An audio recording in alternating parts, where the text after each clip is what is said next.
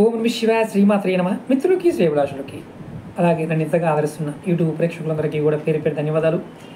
మిత్రులారా, మీ అందరికీ పరాదేవత ఎల్లవెల్లా మీతో ఉండి మీ మనోవాంఛ నెరవేర్చాలని మనస్ఫూర్తిగా కోరుకుంటున్నాను.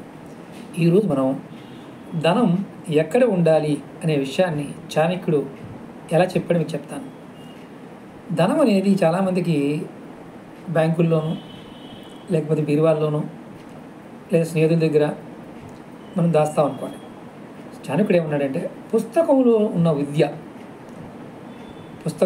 విద్య కొని అలాగే ఇతరుల వద్ద ఉన్న ధనాన్ని కానీ మనం అవసరమైనప్పుడు ఆకలి వేసినప్పుడు మనకి అక్కడకు రావు అన్నాడు. మరొకసారి చెప్తాను. పుస్తకంలో విద్యను ఉంచుకొని అక్కడ అంటే మనం విద్యను పుస్తకంలోనే ఉంది, అలాగే మనం ఇతరుల దగ్గర ధనాన్ని మన సంపాదించిన ధనాన్ని ఇతరుల దగ్గర దాచినప్పుడు మనకి అవసరమైనప్పుడు ఆకలి వేసినప్పుడు అవి పనికిరావు. అంటే పుస్తకంలో విద్య ఉంటే పనికిరాదు, చదివితే పనికొస్తుంది. కాబట్టి పుస్తకంలోని విద్యని మనం వంట పట్టించుకోవాలి, మీ ధనాన్ని మీ దగ్గరే ఉంచుకోవాలి.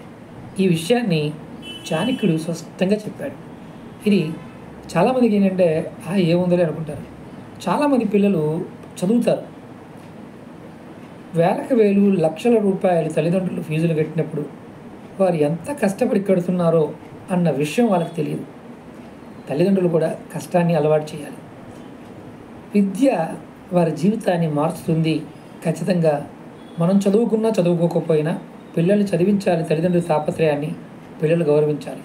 కాబట్టి ఈ విషయాన్ని మీ పిల్లలకు చెప్పండి. ఖచ్చితంగా ధనం అనేది వారికి అర్థమవుతుంది.